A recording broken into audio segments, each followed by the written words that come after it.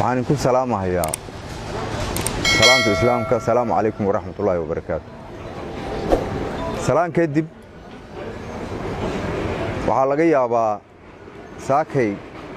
cambahan in dadku indhaha ay ku soo taagahayaan oo ay fiirinayaan oo leeyihiin meeshaan maxaa ka soo socdo, maxaase laga wadaa yaa laga yaabaa. waxaan rabaa marka kulankanagan hadda aan isugu nimid waxaan ku talagalnay inuu ahaado midaan warbixin amniga ku dhiibayno yaan ku talagalnay inuu ahaado. kuma aanan talagelin qof walba ra'yigiisa iyo waxa uu qabo iyo waxa uu muuqanayo miduu oga hadlo kuma aanan talagelin. marka waxaa laga yaabaa saaxiibbo fadhiyo inay jeclaayeen inay bilaabaan warka oo xoogaa wax ku taagnaa ay ka hadlaan. marka annagaa idiin dhahayno wax taagnaa iyo waxaad qabteen intaba annagaa idiin dhahayno warbixin inkugu darayno. marka raalli ahaada marka saas ogaada. waxaan filahayaa jimcihii hadda la soo dhaafay maanta waa Arbaco. jimcihii hadda la soo dhaafay baan anigu gobolka ku soo biiray. hoggaanka amniga ee gobolka waaye, ma aha taliyaha niisa. dadku sibay waxbaa ka khaldan. hoggaanka amniga ee gobolka waaye, hay'adaha amniga oo gobolkoo dhan waa saas waaye. dikreetada yaan ku soo biiray. waxaan marahayaa maanta 6 ah 5 cashaan joogaa gobolka. aan shaqo ka hayaa magacaabanahay oon hawshaan ku dhex jiraa. 5 casho waxaan daraasaynayay oo socday waxyaalihii amniga ku saabsanaa. intaa daraasaa ku jira. waa qiimaynhay gobolka waxa ka socdo, warbixinada ka imaanaya deegaanada. intaas horta dawladda federaalka ee baa gobolkan maamusho oo gacanta ku haysa. gobolkana waxa lagu hayo waxa weeye xukunka lagu hayo xukunkii dawladdii hore ee Maxamed Cabdullaahi Farmaajo uu ka tagay way. dawladdii la wareegtay xilka waxba kama bedelin. nidaamkii lagu maamulahayay waxay ka bedeshay ilaa iyo hadda oo tallaabo oo kale qaaday ma jiro. boos inay buuxiso hay'adaha amniga nin ka baxay booskiisa in la buuxiyo kaliya wax isbedel oo ku soo kordhay ka jiro. dadka horta marka inay sidaa u fahmaan waa laga maarmaan oo u ogaadaan. waxay ila tahay aniga midkaan ahay dadkaan hadda barasho gobolka ku nool inayna iiga baahnayn inaan is sheego oo iraado hebel baan ahay inaysan barasho iiga baahnayn baan filahayaa.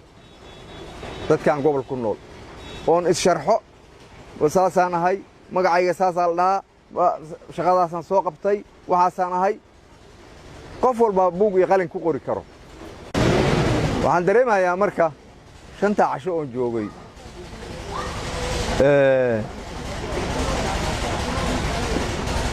magaalooyinkan labada ah oo balad xaawiye doolow siiba doolow dadku inuu attentionkiisa taagan yahay. khalkhal badan oo amni uu ka jiro, dareen ay muujinayaan dadka, su'aalo badan ay meelo badan naga soo weydiinayaan. ma qaxna, ma cararna, maxaan samaynaa, maxaa ina soo weydiinayaan. waxaan idiin sheegaynaa oo kama warranno wuxuu og yahay nalamana wadaagin oo nooma sheegin waxaanan ogahay nama dhihin. laakiin guud ahaan annagu wax colaad ah oo jiro oo problem colaadeed ah oo dadku ay ku qaxaan oo annaga amni ahaan hay'adihii amniga anoo ugu sarreeya aan wadno dhinac annaga ka socdo ma jiro. taas marka dadka inay sidaa u ogaadaan. waxaa laga yaabaa waxyaalo dhaqdhaqaaq kale oo rag siyaasiyiin ah iyo mas'uuliyiin kale oo dawladeed iyo ay wadaan inuu jiro dhaqdhaqaaqa gobolka ka jiro waxaa la rabaa marka gobolka laba abni male laba taliya abni male laba maamulo meelo kala degan male laba hadaf male nidaam dawli ah baa la rabaa inuu gobolka shaqeeyo amniga dawladda ay gacanta ku hayso waa kaasaa mas'uuliyadda ay saarantay xilka kaasuu saaran intaas wixii ka baxsan waa wax keenahayo khalkhal abni waa waxyaalaha dadka ay dareemahayaanna kuwaas waa waxyaalaha dadka ay dareemahayaanna su'aalaha inaga soo weydiinayaanna kuwa ayagaa waa waxaan u sheegahayaa marka oy ugu horreeyaan saraakiisha ciidamada noocyadooda kala duwan ciidanka militariga ciidanka nabad sugidda ciidanka booliiska ciidanka asluubta afartaa ciidan baa gobolka ka shaqaysa oo jooga waxaan u sheegahayaa oon farahayaa inay xakameeyaan ciidamada ay xukumaan saraakiisha xeryahooda ku celiyaan xeryahooda inay ku celiyaan nin walba shaqadiisana lagula xisaabtami doono nin kastoo sarkaal ah oo ka tirsan noocyada ciidamadaas in lagula xisaabtami doono taas waa amar guud oo ka soo baxay hoggaanka amniga gobolka waa qof walba ama dhagihiisu goobtuu joogaa waa maqlahayaa ama saxaafaddaa gaarsiin doonta taas waa tii ciidanka weeye dhaqdhaqaaqa kale ee jiro waxaan leeyahay waa inuusan noqonin dhaqdhaqaaqa kale ee jiro waa inuusan noqonin mid ammaanka gobolka iyo deegaanka wax u dhimaayo dhaqdhaqaaqa kale ee jiro waa inuusan noqonin mid ammaanka deegaanka iyo guud ahaan gobolka wax u dhimaayo waa inuusan noqonin hadduu siyaasad yahay iyo hadduu amni yahay labadaba arrintaas meeshaan waad og tihiin magaaladan abaar baa ka dhacday Soomaaliya koonfurteeda weliba u sii xoog badan inta kaan barakac iyo inta dad barakac ku yimid carradan waad ogtiin waad ka warhaysaa dadkaasu waxa ay ku nool yihiin oo noloshooda la xarbiyo oo maalinna maxay ahayd siiyo kiniin yar oo shuban biyoodka siiyo maalinna xoogaa yaroo galley ah siiyo ama digir ah iyo caag saliid ah waa hay'adaha ka shaqeeya weeye gobolka oo xarunta ay u tahay meeshaan haddii amni darro ay jirto waxa hadda jiro oo la dareemayo dadku ay dareemahayaan oo deegaanka uu dareemayo ay sii socdaanna ma jiri doonaan waxa ayaga ma jiri doonaan saamayn bay samayn doonaan waxaa imaan doono dhibaato ka weyn yaa imaan doona awal barakac bay ahaayeen abaar baa ku dhacday kaaban baa loo sameeyey waa soo galeen waa soo galeen kaabankii waa loo tagahayey daawaa loo geynhayey xoogaa daawa xoogaa yaroo raashin loo arrintaas nidaamka dawliga ah in loo hoggaansamo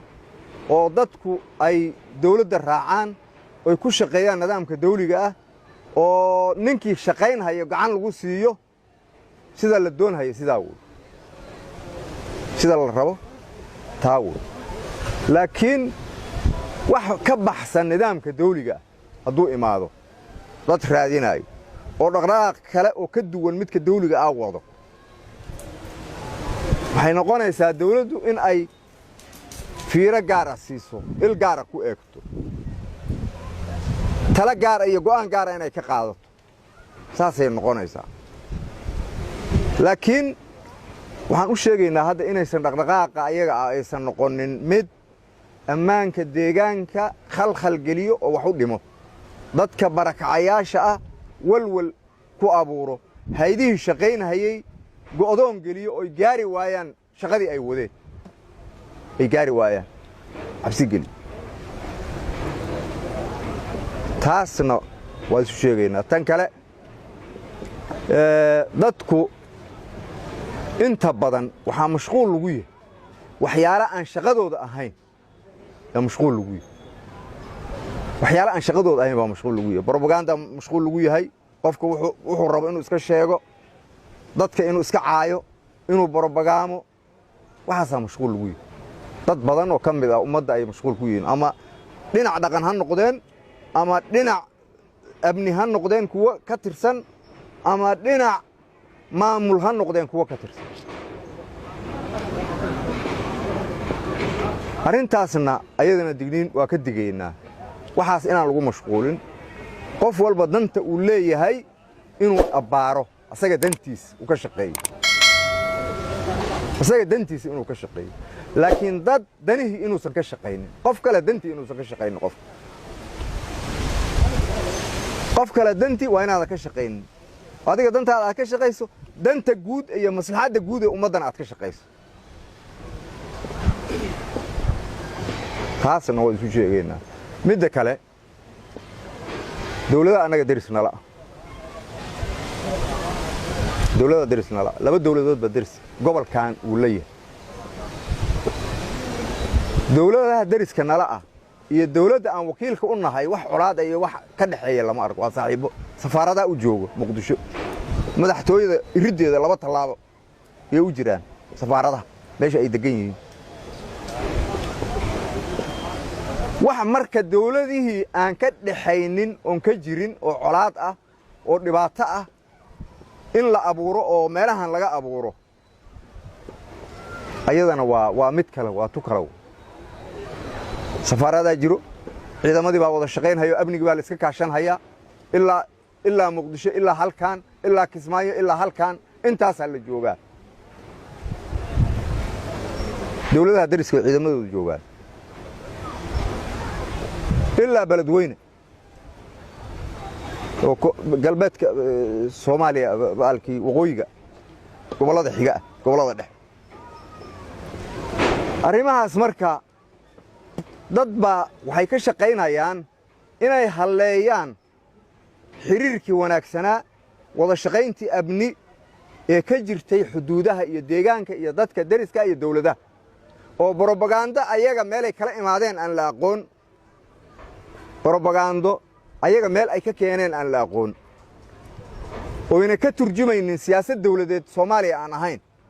oo siyaasad dawladeed Itoobiya aan ahayn oo siyaasad dawladeed Kenya aan ahayn ee meeshan ku sheegayaan dadka u sheegayaan waa nasiib darro haddana waxaa laga yaabaa rag badan oo ka mid ah inay dawladda ay barbagaama hayaanba ay qayb ka yihiin dawladda ay wax ka sheegayaan dadka ugu sarreeya inay ka mid yihiin baa laga yaabaa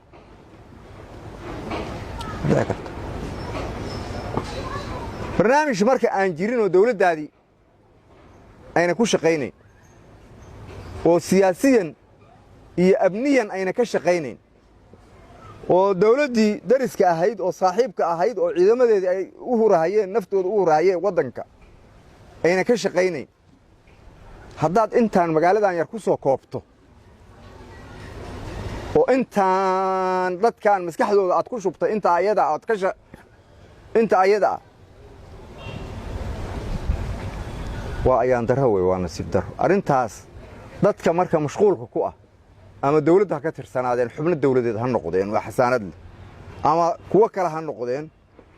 waktiyaan la iskaga dhumin barnaamijkaas wax jira ma aha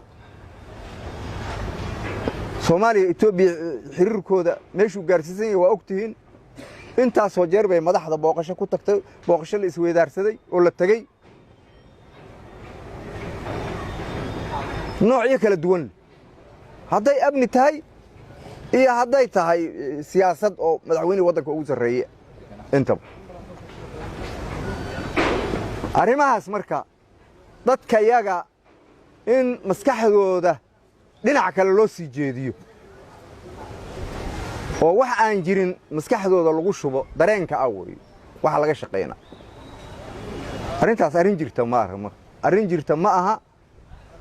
been weeye arrimaha ayaga ah waxba kama jiraan Itoobiya Soomaaliya col ma aha Itoobiya Kenya col ma aha ciidamada wadanka gudihiisa ku jiro iyo kuwa xuduudaha joogana waa isku sibayna u wada shaqeynaya taas marka ayna waa inaan lagu mashquulin oo sidaas loo ogaado tan kale dadku hadday runta sheegaan oo waxa xaqiiqda ah iyo hadafka iyo ujeedada ay leeyihiin ay ka run sheegaan waxba ma halaabayaan laakiin qofka dadku inuu waxna u sheego ficil ahaanna wixii uu sheegayay wax ka bedelan ay socdaan waxay wax ku halaabaan taawo ani haddaan maanta war sheego ila ammaanka ka shaqeynaya saana yeelaya duulaan aan maxay ahayd meel ku qaado oo la arkayo oo seeli aamini ma jirto waxa la rabaa qofka marka inuu iswaafajiyo waxa uu sheegahay dadku u sheegahayo iyo ficil ahaan waxa ooga muuqdo dadku ay ka arkayaan wax isla inay noqdaan sida la rabo taawo arintaas marka ragga odayaasha oo beledkan joogo saaxiibaday ah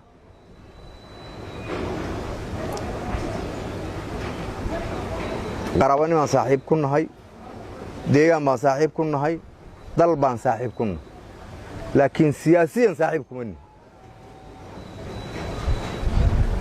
siyaasiyan saaxiib kuma nihin anigu waxaan ka turjumayaa siyaasadda dawladda amniga dawladda ayaan ka turjumayaa ninkii intaa igula shaqaynayaan saaxiibna intaa ninkii igula shaqaynayo yaan saaxiib nahay wax ka bedelan ninkii wado haddii anigu kulama shaqaynayo mana soo dhaweynayo ma dhahayo waxaasaan yaan isla walaaqanaynaa ma dhahayo arrintaas marka waxaan qabaa in ayna saas loo ogaado oo dadku aysan meel aysan wax jirin aysan ka raadin dadweynaha deegaankan markaan u imaado dadka deegaanka dadka su'aalaha ugu badan ay weydiinayay waa dadka deegaankan beledkan degan dadka su'aalaha ugu badan ay weydiinayay waa ma qaxna maxaan sameynaa magaalada ilmaha ma ka qaadanaa haddaad adinku wax lagu qaxa og tihiin oo wax qorshaysan oo wax gaar ah aad og tihiin ii sheega laakiin waxaan idin sheegayaa aniga ammaanka deegaankan wax khatar ku ah dawladdu inaysan wadin annagana aanan ku soconin annaguna shaqadannada aysan ahayn balse wixii khatar ku hayo inaan nidhaahno khatar yaad keenaysaa khatar baad waddaa ka joog shaqadana iyadu wataa laakiin dawladdu shacabka ay xukuntay ammaankooda khatar kuma aha taas marka yaan la buunbuunin magaaladan doolow hadda markaan u imaano 96 1996 yaa ugu dambaysay doolow wax colaad ugu dambaysay 1996 nimankii ururka itixaad iyo ay meeshaan lagu dirirahay buundadan yaa wax colaad ugu dambaysay laga soo bilaabo xilligaas ilaa maanta sida ay tahay ma soo marin wali ma soo marin waxay ahayd meeshii saldhigga ah laga diyaar garoobo shabaab uusan imaan dadka laga abaabulo siyaasiga uu ku nasto soo daalay oo soo cararay oo soo qaxay oo ka yimid kii jawhar ka yimid baa halkan ugu yimid kii muqdisho ka yimid intuu noogu yimid kii baydhaba ka yimid intuu noogu yimid waxay ahayd meesha lagu nasto meesha lagu nastay waxay ahayd meesha keliya ee la leeyahay qof walba guideline-ka markii la qoraayo amniga laga hadlaayo meesha ugu ammaan badan bay ahayd Soomaaliya markii laga hadlaayo shanta bari oo joognay oo daraasadda aan wadnay waxaa noo soo baxday hal mar inay garaafkeedu ay tagtay dhulka inay tagtay maxay ku timid xabad ma ka dhacday xabad ma ka dhacday dagaal baa ka dhacay maxbada la isweydaarsada maxba ka dhacay maya afka xabad aha dadka afka xabada ka ridaayeen afka ka ridaayeen xabad propagandada la waday dagaalka afku ka socday colaada afka laga sheegayay waxa soo dhan marka waxay keenayaan dhariga markii la karinayo xaabada lagu shido oo holaca afka yuu noqonayo waxa la sheegay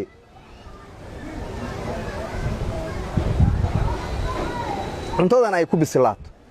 waxa la bislaynayaa marka afka wuxuu bislaynayaa in xabad dhacdo yuu gaarsiinaya waxa la sheegayo oo la wado halkaas uu gaarsiinayo arintaas marka ayadana deegaanka dadka wali ma naqaxin dagaal waqtiga u dambeeyay waad ogtihiin waa la inku soo qaxaa waa la in la soo dagaa ummadii oo dhan baa u soo shaqo doonata meesha hadaad qax diyaar u tihiin oo rabtaan su'aalaha aad weydiinaysaan wax aad adinku ogtihiin hadee wax waa u fasaxantiin waxaad ogtihiin waa laakiin anagu wax ma wadno dawladdu dadkeeda kuma talinayso taladanadana ma aha war dawladeedna ma aha qaxa dadka in la yiraahdo ma aha waxa ay ka cabanayaan warka dawladda waxa ay ka cabanayaan in la xalliyo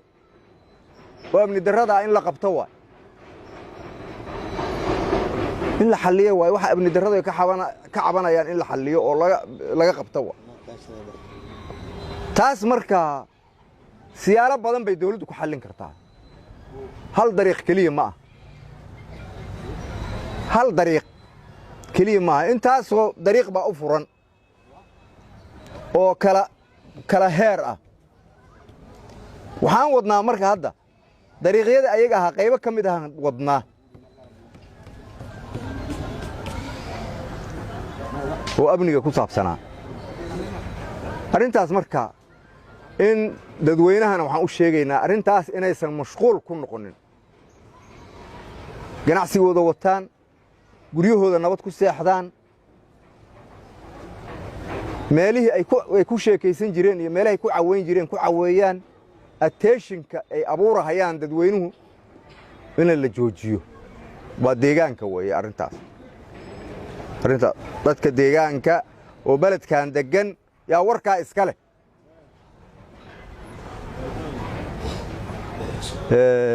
odayaasha iyo adinkoo mahadsan qaybta ugu weyn dadka la rabo inay ka qaataan adinka waa maxaa yeelay garsoorkii bulshada tihi odayaasha noo geeyo odayaasha hebel iyo hebel baa ishaysto odayga noo geeyo garsoorkii bulshada tihi waad garan kartaan marka meeshay wax ka jiraan waad garan kartaan meesha ay wax ka jiraan waad garan kartaan meel ayna wax ka jirin haddii dadka inta loo sii jeediyo lagu mashquuliyo oo mashquul looga dhigo meel ayna wax ka jirin waa garasho xumo waa garasho xumay noqonaysaa meeshay wax ka jireen inta laga leexiyo si dadka attentionkooda aysan culayska u saarin meeshay wax ka jireen ayna u arkin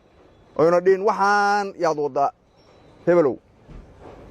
ayna u dhihin inta laga weeciyo leeyahay wata meeshay wax ka jiraan meel cidla ah kala loo tilmaamo arintaas marka inaad ogaataan adinka odayaasha ah oo meesheedkaas aad xambaartaan oo hadhowdi aadnan dhihin annaga waxaan ama markay halaabayeen ama waxaan markuu hebel haleynay ama waxaan markay saas noqonayeen waa arkayna annaga waa arkayna laakiin haddaad guruubyo noqotaan adinka laftiin oo aad noqotaan qaybsantaan oo ninkii wax haleyn hayay iyo ninkii lahaa war waxaan haleyn aad la kala safataan oo guruubyo noqotaan wax qabadkiina waxaad qaban kartaan baa yaraanaya marka waxaad qaban kartaan baa yaraanaya laakiin marka inta isu timaadaan aad dhahdaan xagee wax ka jiraan yaa waxaan wado maxay yihiin saxda ogaataan oo wixii ayaga isugu tagtaan ninka wax wado meel wax geeyo male qofkii wax wado meel wax geeyo male laakiin haddaa aragto asagoo weli sii rafanayo qayb odayaasha ka mid ah baa yaa shaqada qayb ka ah qayb odayaasha ka mid yaa qayb ka ah arrintaas marka waxaan u leeyahay odayaasha deegaanka oo beledkan joogaan u leeyahay odayaasha deegaanka oo beledkan jooga waa inaadna noqonin kuwa mar walba la yidhaahdo oday hebel u yeera laakiin deegaankii baad joogtaan waa inaad garan kartaan waxa jiro ood adinku isu yeerataan oo waxqabadkiinna iyo waxaad qaban kartaan muujisaan markaa laakiin aan la idin yeeran oo la dhihin kaalaya oday hebel wixii la watay waxaanan rabaa inta la idin yidhaahdo sida ayadaheed aadna ku qancin adinku inaad u yeerataan tan la rabo taa wey midda xigto caradan ummaddan cadowgeeda Soomaaliya cadowga maanta ka jiro waddanka waad la socotaan xoreynta ka socotay dib u xoreynta iyo nimankii dhibaatada waddanka ku ahaa mushkiladda ku ahaa nabadiidka ahaa jid iyo jihadiidka ahaa waad la socotaan meesha la marinayo Soomaaliya hadda gobolladii dhexe Hirshabeelle iyo Galmudug iyo labada shabeellada hoose shabeellada hoosena geedkay hoos istaagaan geedahana ku badan geedkay hoos istaagaanba waxaa la taagan ciidamo danab ah iyo waxaa la taagan daroonis baa la taagan laba isu tegi karta geed male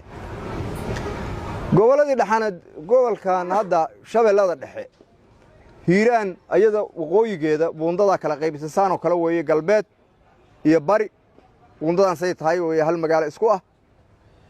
bari oo dhan waa xor hiiraan galbeedkina meelo yar yay ku jiraan ayagoon tabar lahayn say gurmadkood xagga ugu gudbinayeen xagga ku dhammaaday difaac ay u lahaayeen bariga xagga ku baaba'ay shabeellada dhexe oo jawhar ah degmadii u dambaysay shalaa la qabto degmadii u dambaysay shalaa la qabto ruunurgood baa la yidhahdaa shalaa la qabto wixii ka sii dambeeyo degmooyinka hadda harsan waa laba degmo oo galguduud ah